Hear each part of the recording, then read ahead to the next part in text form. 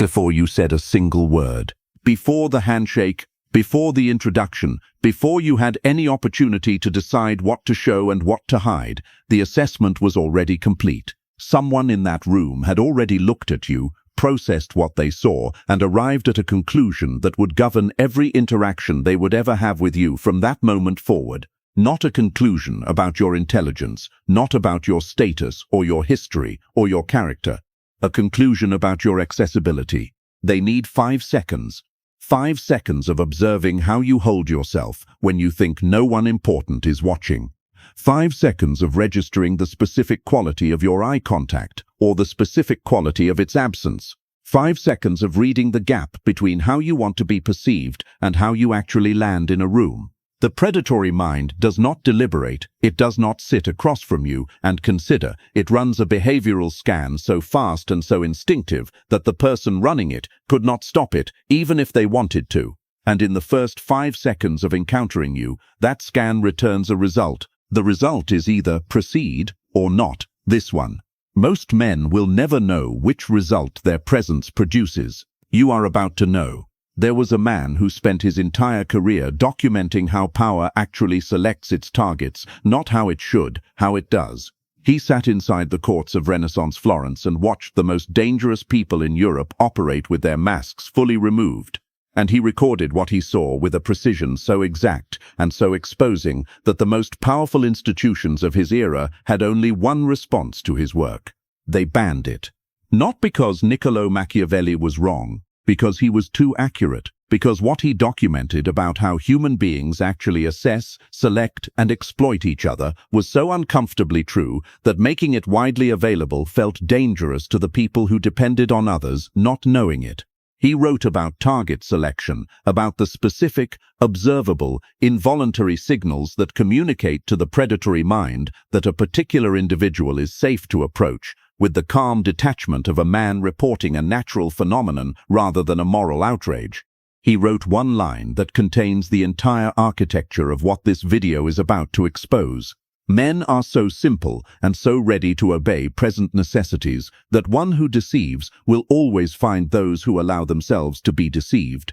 He was not writing about stupidity. He was writing about signal, the specific unconscious behavioral broadcasts that communicate to the predatory mind not just that deception is possible, but that it is safe.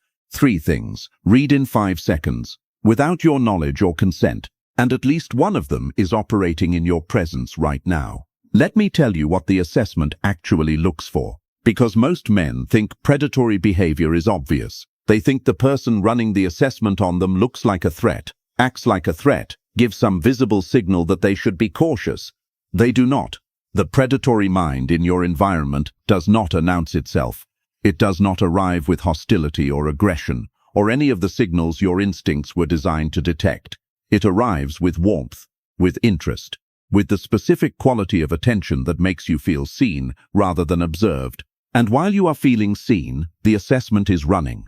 It runs on 3 specific signals, not 20, not 10, 3. Because the predatory assessment is not comprehensive, it is efficient. It is not looking for everything about you. It is looking for the specific behavioral signatures that answer one question with total certainty.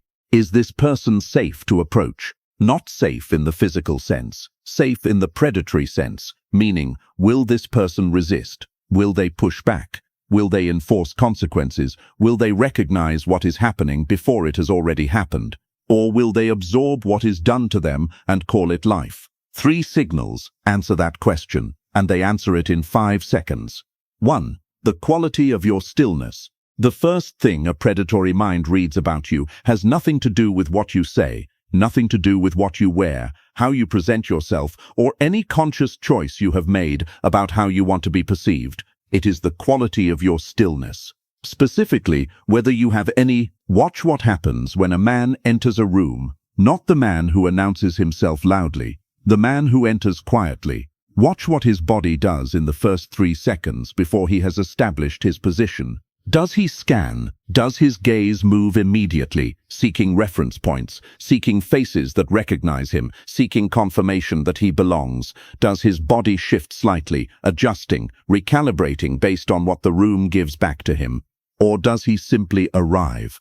Does he enter the room the way a building enters a landscape, without negotiating his right to be there, without requiring the room's acknowledgement before settling into his own presence? These are two completely different men, and the predatory mind reads the difference in under 2 seconds. The man who scans is broadcasting one piece of information above all others. His internal state is dependent on external input. He needs the room to give him something: recognition, warmth, confirmation, before he can fully occupy his own presence. And a man whose internal state is dependent on external input is a man whose internal state can be controlled by managing the external input. That is the entire predatory calculation, right there, in the quality of your stillness. This is called baseline autonomic assessment in behavioral profiling, the reading of a person's fundamental nervous system state through their micro-behavioral responses to environmental stimuli in the first moments of entering a social space. It operates below conscious awareness in both the reader and the subject. The predatory mind does not decide to assess you, it assesses you automatically. You do not decide to broadcast the signal, you broadcast it automatically. Think about the last time you walked into a room full of people you did not know. What did your body do? Where did your eyes go? What happened to your posture in the 2 seconds before someone acknowledged your presence? If your body was looking for something from the room before it settled, you were broadcasting, and the man who was watching, the man who has learned to read this specific signal, received the broadcast before you had finished crossing the threshold. Marcus Aurelius, emperor, stoic, and the most powerful man alive during his reign, wrote something in his private journals that reads less like philosophy and more like a direct instruction for this exact moment.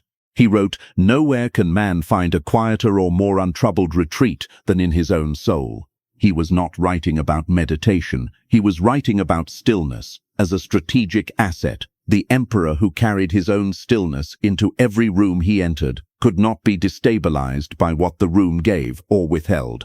He did not need the room's acknowledgement, he brought his own. The predatory personalities in the courts of Rome never succeeded in manipulating Marcus Aurelius the way they succeeded with other emperors, not because he was more intelligent, because he was more still. And stillness communicates something to the predatory assessment that no amount of intelligence or success can replicate. It communicates this person's internal state cannot be accessed from the outside, and a person whose internal state cannot be accessed from the outside cannot be controlled from the outside. The predatory assessment receives this signal and concludes, high resistance, proceed elsewhere. Now let me give you the specific version of the stillness signal that most men miss because it does not happen in the dramatic moments, it happens in the micro moments. You are sitting in a meeting, and someone says something subtly dismissive, not aggressively, subtly. The kind of comment that has plausible deniability. It could have been nothing, or it could have been deliberate. Your posture shifts, your jaw tightens, your response comes half a second faster than the conversation required. You moved, not dramatically, microscopically, but the predatory mind in the room noted the movement, because the movement answered the question. The question was, can this stimulus move him? The answer was yes. And yes means there is a control panel. And the predatory mind just found the first button. Stillness is not rigidity. It is not blankness. It is not the performance of someone who has been trained to suppress their responses. The man who suppresses his responses is not still. His suppression leaks through his micro-expressions, his vocal tension, his timing irregularities. Suppression is visible to anyone who knows what to look for. Real stillness is the absence of need. The specific quality of presence that belongs to a man who is not waiting for the room to give him anything because he already has everything he needs inside him. That man cannot be moved because there is nothing outside him powerful enough to alter what is inside him. That man does not broadcast. That man is invisible to the predatory assessment in the most valuable possible way, not because he is hiding, but because there is nothing about him that the assessment can use. Build the stillness, not as a performance, as the genuine byproduct of a man who has decided that what happens outside him does not govern what happens inside him. Because the first signal, the quality of your stillness, is the one that determines whether the assessment continues or terminates at the first 5 seconds. 2. The direction of your energy. The second signal is harder to see and more expensive when it is broadcasting. It is the direction of your energy. Specifically, whether your energy is directed outward in a way that communicates need, or whether it is self-contained in a way that communicates sufficiency. Let me make this concrete, because this is the signal that most men are broadcasting at full volume without knowing it. When you walk into a room of people you want to impress, where does your energy go? When you speak to someone whose approval matters to you, what does your body do? When you are in a social situation where your position is uncertain, what does your attention seek? If your energy moves outward, toward the approval, toward the recognition, toward the response of the people around you, you are broadcasting a signal that the predatory assessment reads as a single word: available. Not available in the social sense, available in the predatory sense. Available means this person's internal economy is running at a deficit. They need something from the external environment that they are not generating internally. And a man who needs something from the external environment can be controlled by managing his access to that thing. This is called approval-seeking behavioral signature in dark psychology, the cluster of micro-behaviors that communicate to the social environment that an individual's sense of security and adequacy is dependent on external validation. It manifests in specific patterns: the laugh that comes slightly too readily, the response that arrives slightly too quickly, the eye contact that checks for approval after each statement, the posture that subtly orients toward the person whose opinion is most valued. Every single one of these behaviors is invisible to the man performing them. Every single one of them is visible to the predatory mind observing them. Think about this scenario. You make a statement in a group.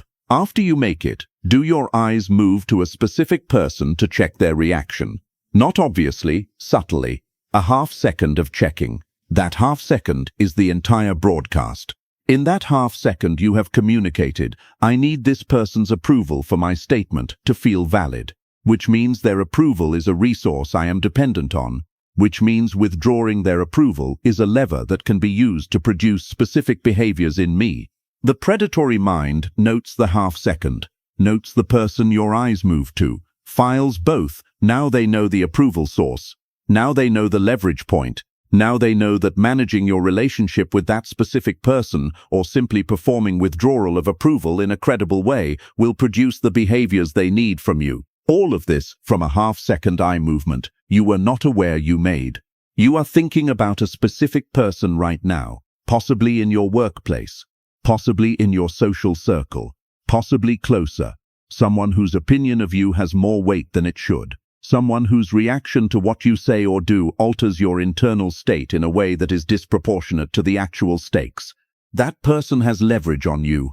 Maybe they know it, maybe they do not, but if there is a predatory mind in your environment who is paying attention, that leverage has been noted. And here is where it gets darker. Because the outward energy signal does not only broadcast through your eyes, it broadcasts through your entire behavioral pattern in the hours and days surrounding that person. You work harder when they might be watching. You perform better when they might be present. Your output, your discipline, your focus, your standard of execution fluctuates based on whether that specific person will see the result. Think about what that means. It means your best is not available to you independently. It means your best is a conditional output, produced in response to external observation rather than internal standard. It means the presence or absence of one specific person determines the quality of what you produce. That is not ambition, that is dependency, wearing the costume of ambition.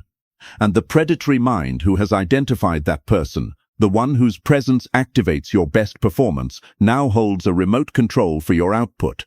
Show you that person's approval and watch your performance spike. Withdraw that person's attention and watch your performance drop. Create uncertainty about that person's opinion of you and watch you become distracted, anxious, and significantly easier to manage. You have been doing this your entire career and calling it motivation. It is not motivation. It is an exposed wire. And every predatory personality in your professional environment is capable of touching that wire the moment it is in their interest to do so. Here is the version most men find hardest to hear, because it does not happen at work. It does not happen in the public social environment. It happens at home, in private. The way you behave differently when someone you want to keep is watching. The version of yourself you perform for the relationship you are most afraid of losing. The way your energy, your availability, your warmth, your effort, your attention is highest, precisely when you are most insecure about the relationship, and lowest when you feel secure. The predatory personality in an intimate relationship does not need sophisticated tools to read this pattern. When they are warm toward you, your energy flows outward, giving, accommodating, performing. When they are cool, your energy chases, reaching, over-explaining, over-providing. They have just discovered that the volume dial for your effort is in their hands. They did not install the dial. You installed it. Through every moment that you let their emotional temperature govern your behavioral output. This is called variable reinforcement dependency. In behavioral psychology, the specific psychological condition in which an individual's behavior is governed by inconsistent reward patterns from an external source, producing an escalating cycle of effort designed to stabilize the reward. It is the same mechanism that makes gambling addictive. The unpredictability of the reward does not reduce the seeking behavior, it intensifies it. The cold shoulder followed by warmth, the withdrawal followed by affection, the distance followed by closeness. Each cycle produces more dependency than the last. Each cycle raises the volume of your outward directed energy. Each cycle makes the dial in their hands more powerful. You thought the cycle was communication problems. It was a power structure. You thought the inconsistency was their damage. It was your dial being calibrated. Now let us talk about what this looks like from the outside, because this is the part that will make you never unsee it. A man who is broadcasting outward energy in a social environment looks like a sun that has forgotten it is a sun. He is generating enormous heat and light, his enthusiasm, his effort, his engagement, and directing all of it at a specific target or set of targets, waiting to see what comes back. The problem is suns do not wait to see what comes back. Suns generate heat, regardless of whether the planets appreciate it. The planets do not make the sun brighter or dimmer. The sun's output is governed internally, not externally. The moment a sun starts waiting to see what comes back, it has stopped being a sun and started being a searchlight. And searchlights communicate one thing above all else. They are looking for something they do not have. The predatory assessment sees the searchlight and notes the absence. Whatever the searchlight is looking for, approval, validation, confirmation, desire, is the leverage point. Find the thing the searchlight is seeking, and you find the control mechanism. The man who is a sun, whose output is governed internally, who generates warmth without requiring the room to reflect it back, whose energy does not fluctuate based on what the environment provides, that man communicates something to the predatory assessment that shuts the entire second signal down. He is not looking for anything. And a man who is not looking for anything cannot be controlled through the promise of providing it. This is why Machiavelli was so precise about the relationship between need and power. He wrote, "It is better to be feared than loved, if you cannot be both." Most people misread this as advice about how to treat others. It is not. It is an observation about the mechanics of power. The man who is loved is the man whose love can be withdrawn. The man who is feared is the man who does not require the emotional response of the room to maintain his position. Love, in Machiavelli's framework, is a form of dependency. The lover is dependent on being loved in return, and dependency is a vulnerability. The person who controls access to what you love controls access to your behavior.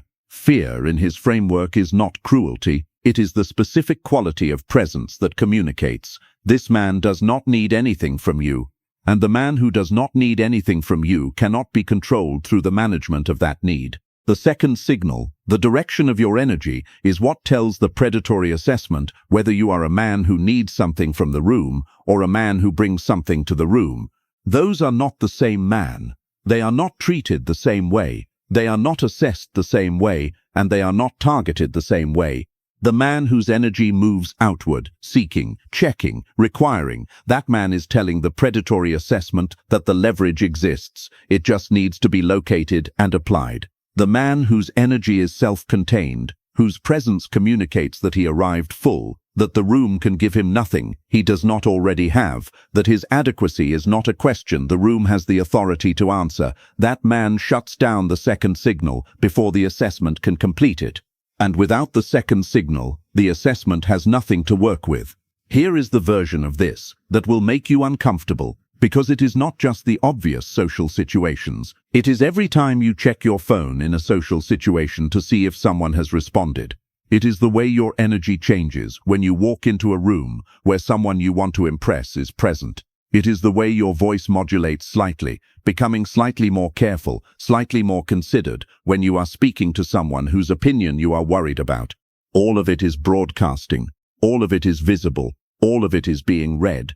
The correction is not performance. The correction is investment. The genuine sustained investment in your own mission, your own standards, your own internal assessment of yourself that is so consuming and so real that the room's assessment becomes genuinely irrelevant. Not performed irrelevance. Genuine irrelevance. The kind that comes from a man who has somewhere more important to be than inside the approval cycle of the people around him. Build that mission. Not because someone is watching, because without it, your energy will always move outward, always seek, always broadcast. And as long as it broadcasts, the predatory minds in your environment will keep receiving the signal and keep knowing exactly what to offer you to get exactly what they want. Build the mission, contain the energy, become the sun. Because the second signal, the direction of your energy, is the one that tells the predatory assessment not just that you can be controlled, but precisely how. 3. How you handle being tested. Before the predatory mind commits to an approach, it runs one final assessment. Not passive this time. Active, it tests you. Not openly, not in a way that announces itself as a test, in a way that has complete plausible deniability. A casual comment that could have been nothing, a small boundary violation that could have been accidental, a brief interruption that could have been thoughtless rather than deliberate. The test is designed to look like normal social friction. What the test is actually measuring is your response to low-level social threat. Specifically, do you register the test? Do you respond to it? And if you respond, how? The predatory mind is not looking for you to react. Reaction is the worst possible response, and simultaneously the most common one. The man who reacts to the test, who visibly shifts, who responds faster or louder or more defensively than the moment required, has just provided the most valuable piece of information in the entire assessment. He has demonstrated that low-level stimuli can alter his behavior.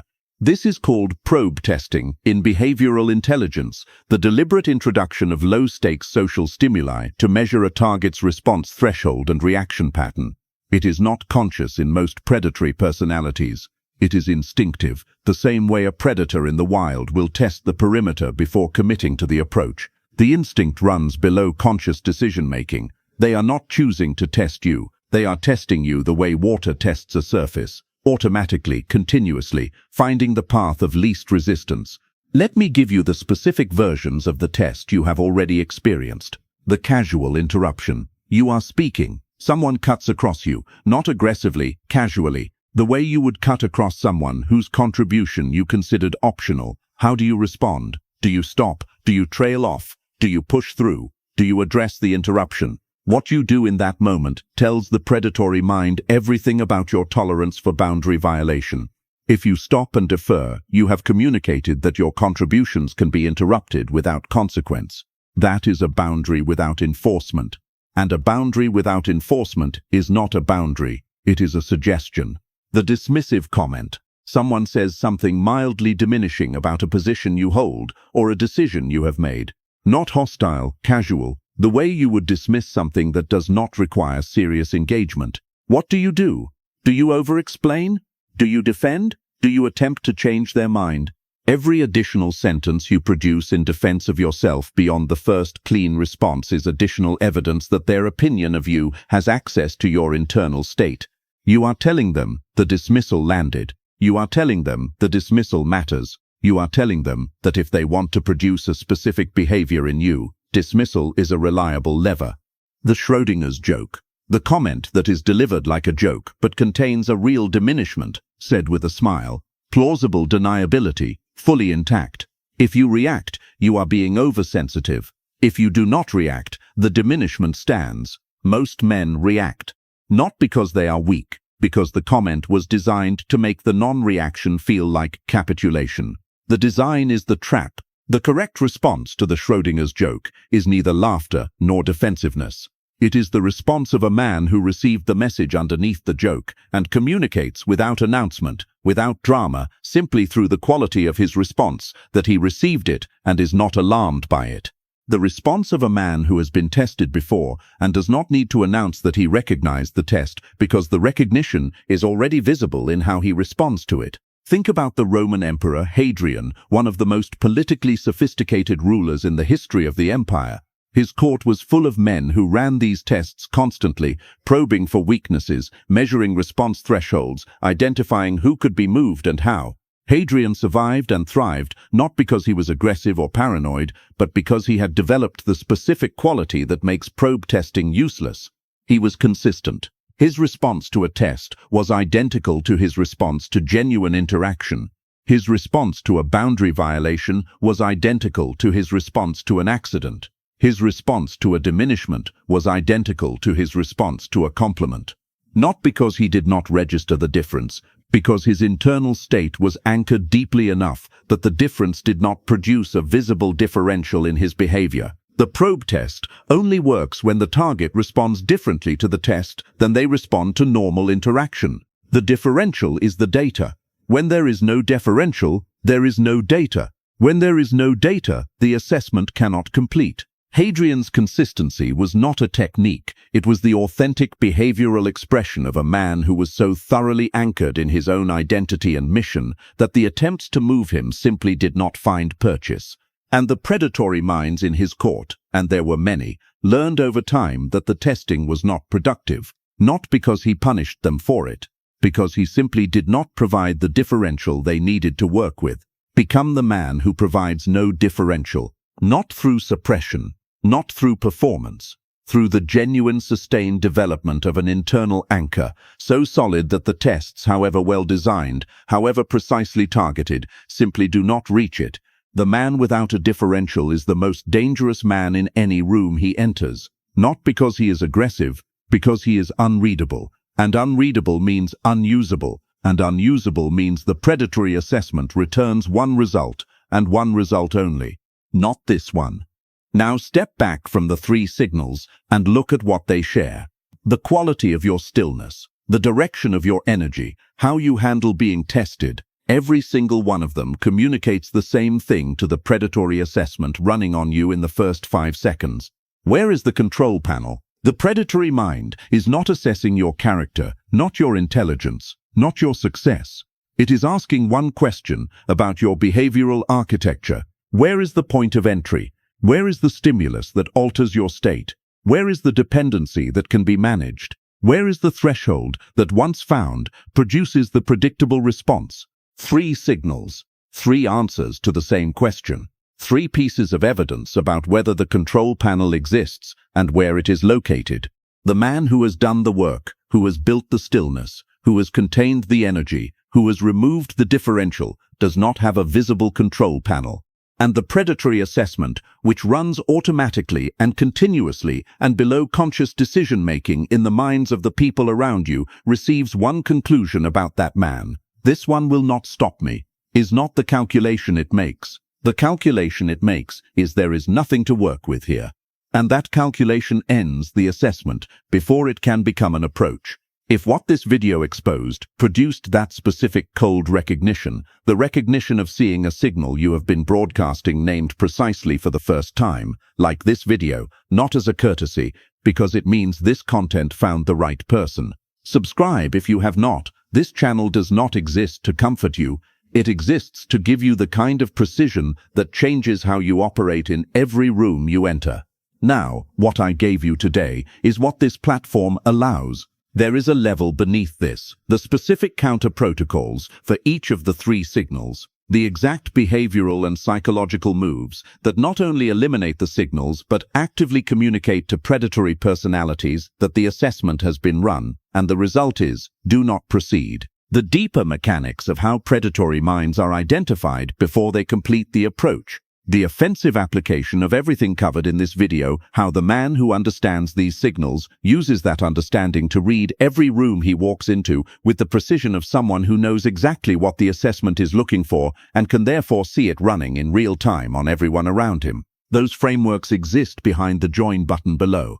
Inside is a small, deliberately selective circle of men who have decided that walking through the world as a readable target is no longer acceptable. Men who want the complete system, not the introduction, the full architecture, at the level of detail this format cannot contain. The men inside already know why they pressed it. The circle stays small. That is what makes it worth being inside. You stayed until the end of a video that required something from you. Not passive watching, active confrontation with your own behavioral signals. That is not common. Guard that capacity, the same way this video told you to guard everything else. The assessment is running right now, in every room, on every man who enters it. The only question that remains is what it returns when it runs on you. Make sure it returns one answer, not this one. I will see you in the next one.